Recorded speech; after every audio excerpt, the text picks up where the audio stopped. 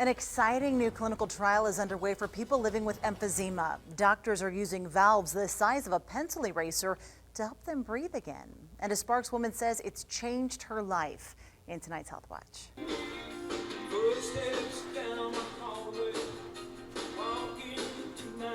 A couple years ago, this wouldn't be happening. Although Aldine Reynolds has always loved to dance with her kids, she couldn't.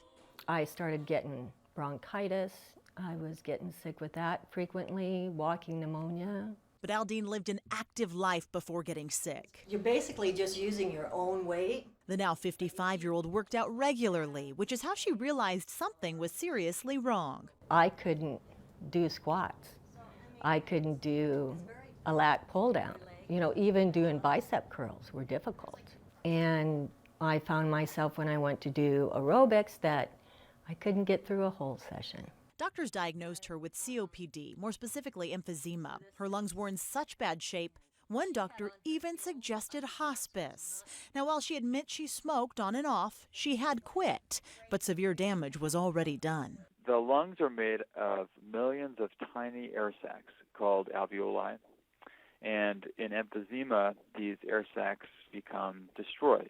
Dr. Stephen Hayes is the medical director of the lung transplant program at UCSF, where Aldine is in a clinical trial involving the Zephyr endobronchial valves.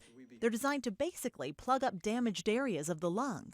The endobronchial valves, when placed inside of the bronchial tubes, can allow air to escape these stretched out areas of lung and not return. The lung volume is smaller, making it easier to breathe. More than 100 patients in the U.S. are taking part, and for Aldine, the benefits were immediate. She doesn't rely on an oxygen machine anymore and is now back to doing what she loves with who she loves. It brought back life, and hospice is out.